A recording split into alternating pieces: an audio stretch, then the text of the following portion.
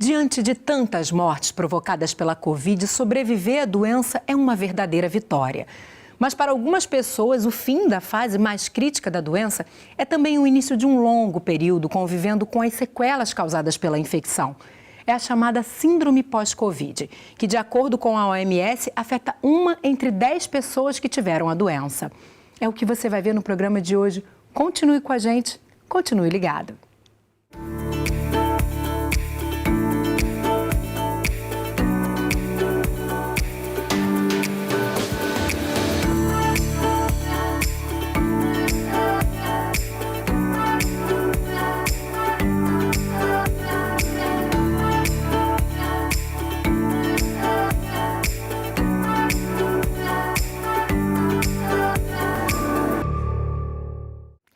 O infectologista Gustavo Adolfo Brasileiro Passos é quem traz hoje para a gente as informações sobre a síndrome pós-Covid. Ele é plantonista no setor Covid-19 do Hospital Universitário Pedro Ernesto, da UERJ. Como vai, doutor Gustavo? Tudo bem? Olá, Marcela. Tudo bem? Obrigada. Obrigado pela oportunidade de participar do programa para esclarecer a população mais sobre essa síndrome. Perfeito. A gente que agradece, viu, você ter aceitado o nosso convite. Doutor, começa explicando para a gente o que caracteriza a síndrome pós-Covid e qual a diferença dessa síndrome para a chamada Covid longa. Vou começar um pouquinho pela diferença que você se refere. Não tem uma diferença entre síndrome pós-Covid e Covid longa. São termos que explicam a mesma duração da sintomatologia pós-Covid, que seriam as sequelas que o Covid-19 pode deixar em quem foi acometido pelo vírus. E os sintomas são sintomas que não são relacionados a outras doenças, são diretamente relacionados ao Covid e podem surgir de 4 a 5 semanas após testar positivo o indivíduo, e algumas pessoas isso pode acontecer num tempo mais tardio, até 12 semanas após a infecção pelo Covid-19 ter sido atestada. 12 semanas, então, você pode ali ainda continuar com esses sintomas e também com outros, né, doutor? Eu quero destacar aqui na nossa tela a variedade de sintomas que podem aparecer, gente, a partir do desenvolvimento dessa síndrome pós-Covid ou da Covid longa, como explicou o doutor Gustavo. Vamos dar uma olhadinha.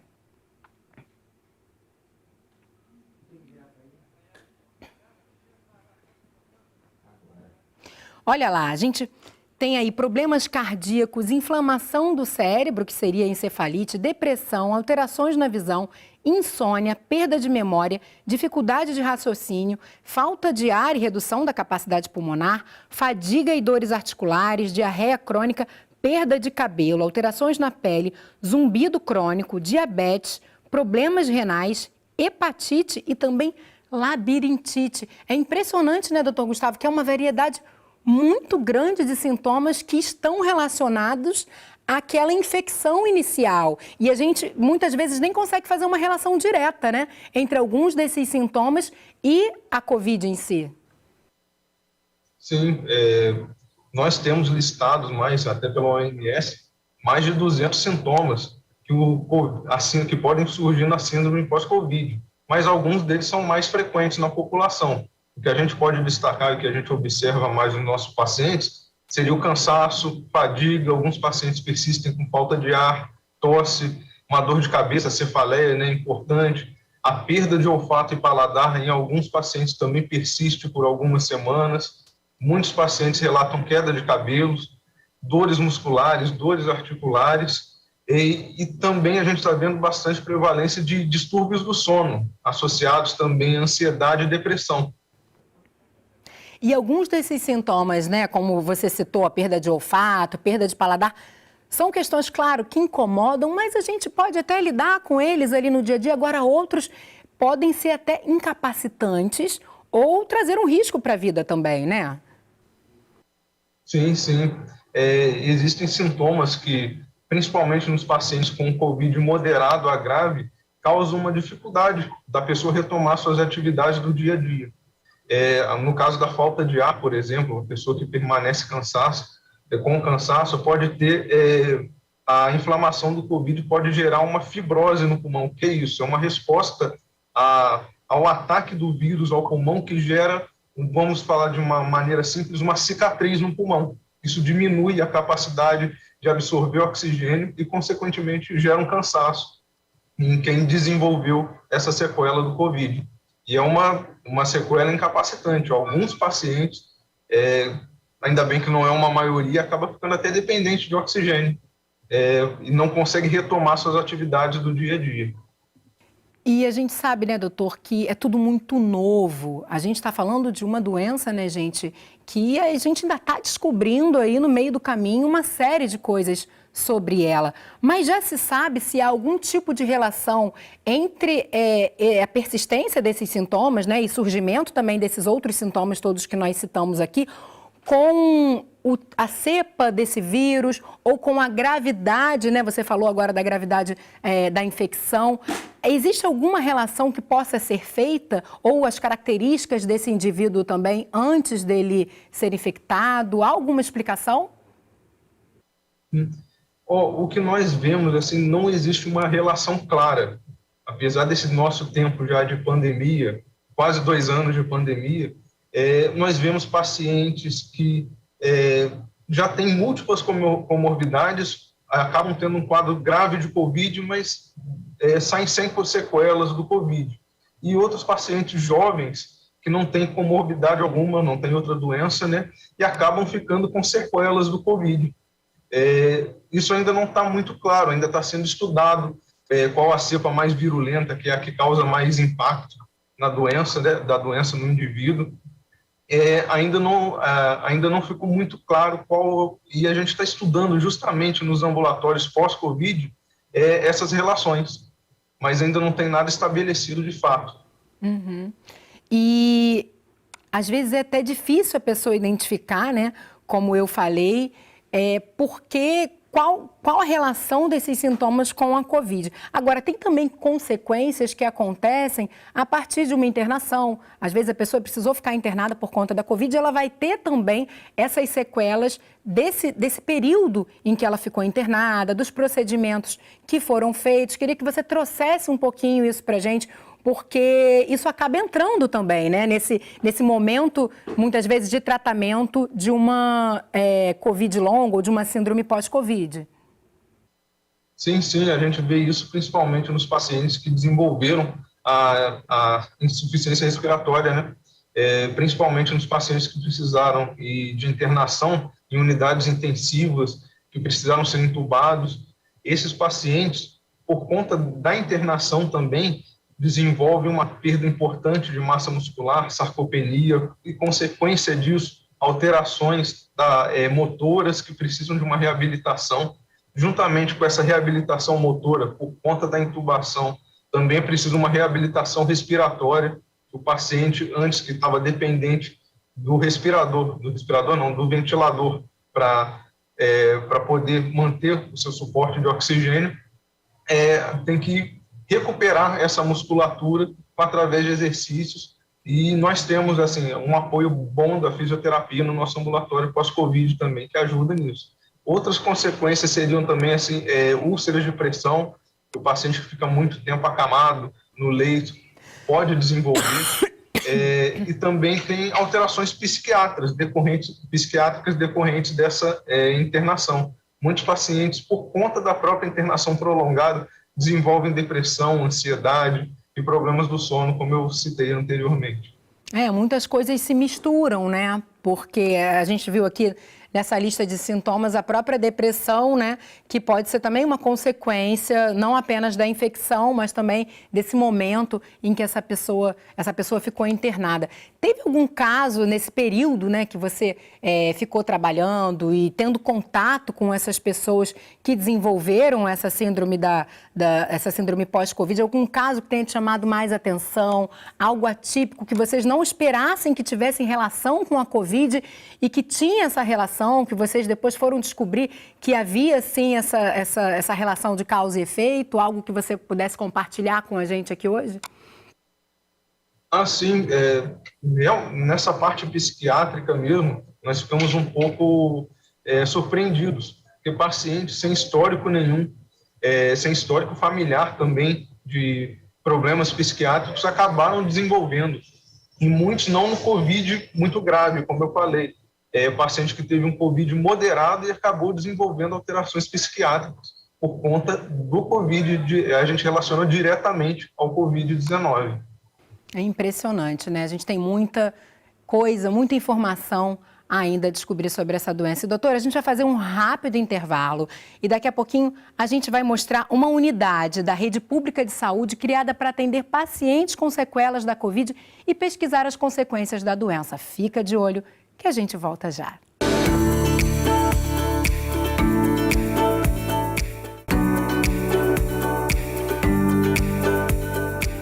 Quais podem ser as sequelas da infecção por Covid e como elas afetam a saúde e a qualidade de vida? É sobre esse assunto que eu estou conversando com o infectologista Gustavo Adolfo Brasileiro Passos, do setor Covid-19 do Hospital Universitário Pedro Ernesto.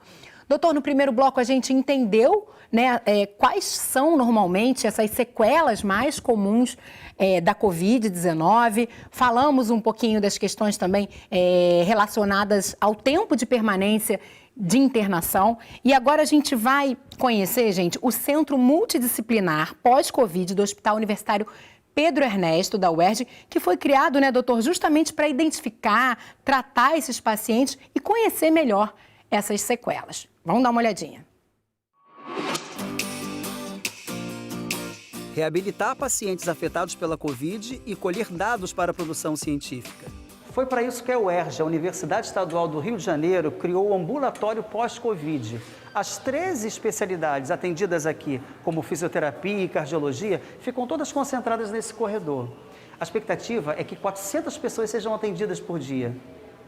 Todos os pacientes vão à clínica da família e a clínica da família, identificando que o paciente teve um quadro de Covid, a clínica da família pode solicitar o atendimento ao ambulatório pós-Covid aqui do Hospital do Pedro Ernesto. O intuito do centro, né, do ambulatório, é produzir dados para a produção científica. Eu queria que o senhor falasse sobre isso. A ideia é exatamente aprender como se pode entender a evolução dos pacientes pós-Covid e captar dados que eventualmente se tornem informações que nós possamos compartilhar e divulgar para a população, tanto com base em publicações diretas, como, por exemplo, por exploração de alunos daqui da Faculdade de Ciências Médicas, de pós-graduação, de mestrado e doutorado.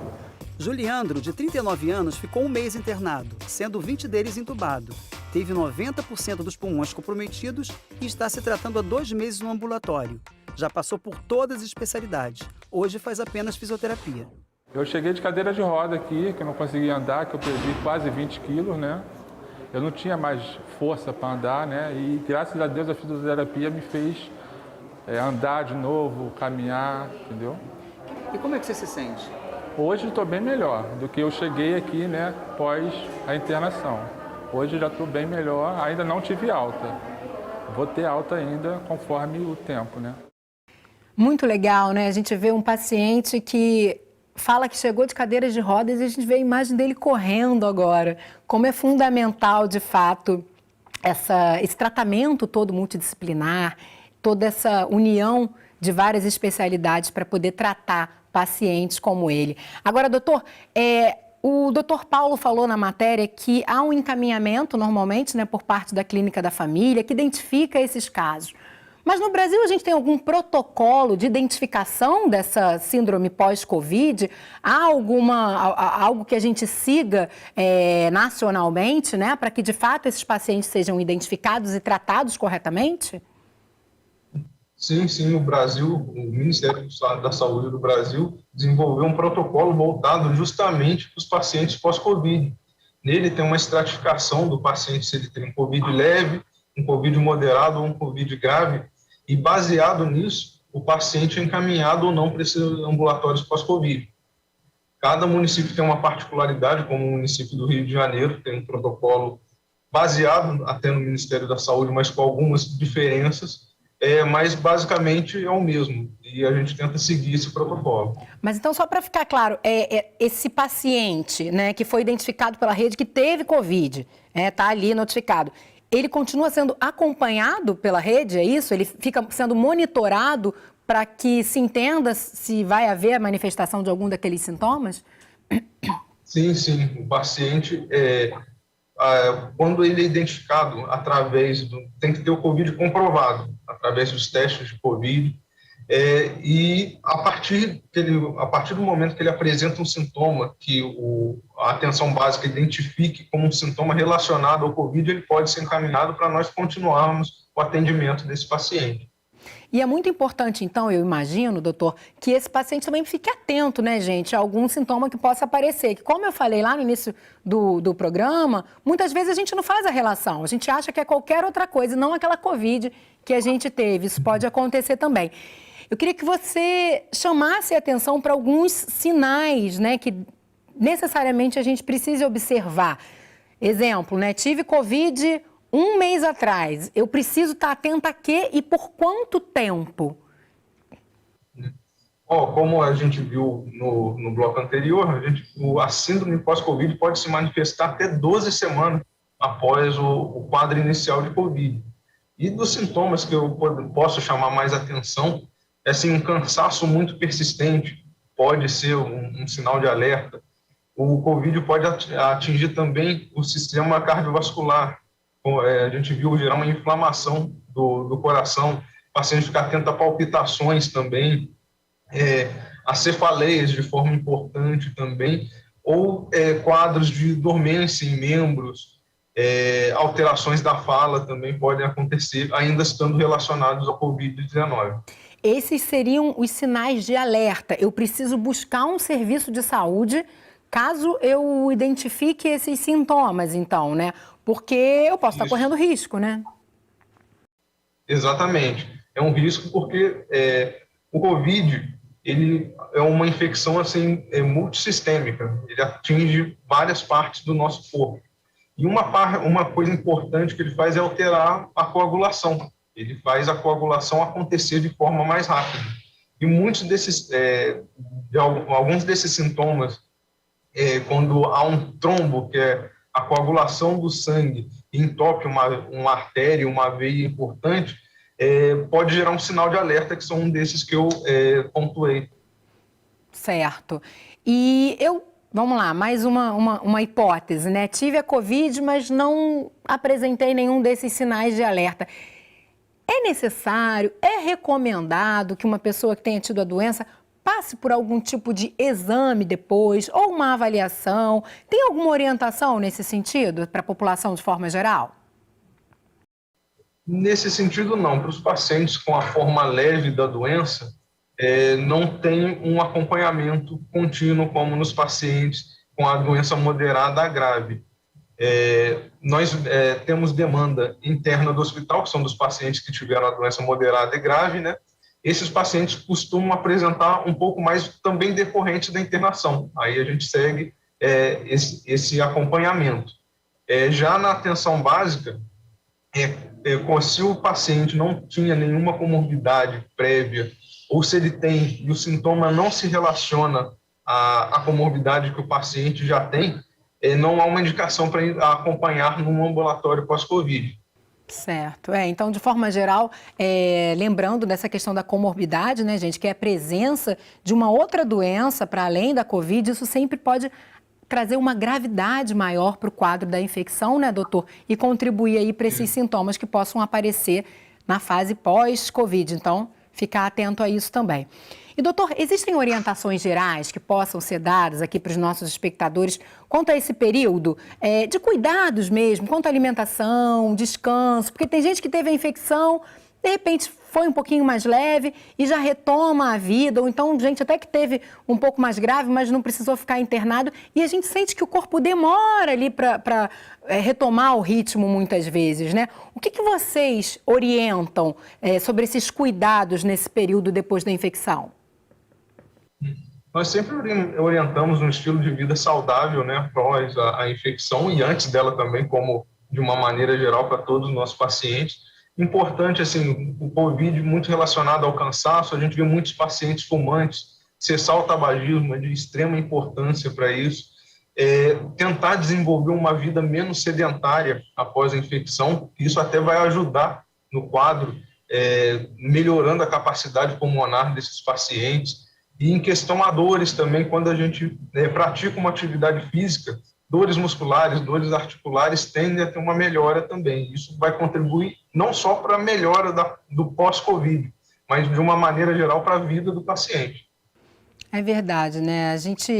É importante quando a gente encara a doença como uma oportunidade da gente iniciar um estilo de vida mais saudável, né? É sempre bem-vindo esse tipo de mudança na nossa vida. E às vezes a doença vem como um gatilho para a gente se dar conta dessa necessidade, né, doutor? Uma última palavrinha, a gente chegou ao final do programa, sobre a necessidade da gente continuar mantendo alguns hábitos, né, algumas práticas para evitar a infecção. Lembrando que a doença ainda está aí, né? Assim, existem assim, as medidas de segurança, né?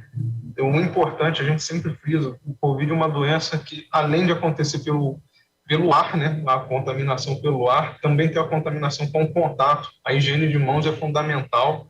Eu vou entrar um pouquinho no assunto polêmico, que já está sendo discutido até a abolição do uso de máscaras, só que a gente vê aqui no serviço, um consenso nosso, que ainda está cedo para isso.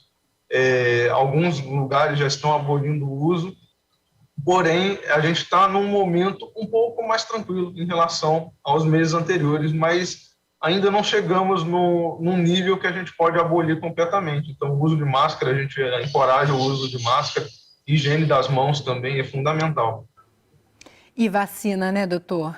Quem ainda não tomou as 2 doses da vacina ou a dose única, dependendo da vacina, tome, vacine-se. Isso é muito importante para a gente continuar vendo aí os números de infecção e morte caindo aqui no nosso país.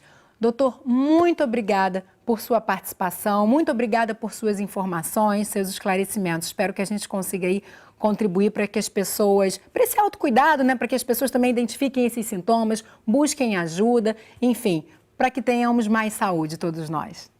Obrigada. Eu que agradeço a oportunidade e vamos continuar, né? A prevenção do Covid é muito importante e encorajando a vacinação também, não deixar, lembrando todo mundo de se vacinar. Muito obrigada, até uma próxima.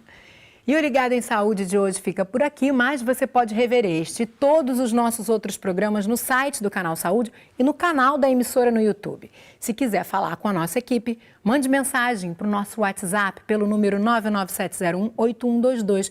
E para continuar ligado na gente, acompanhe o Canal Saúde nas redes sociais. Eu te encontro no próximo Ligado em Saúde. Até lá!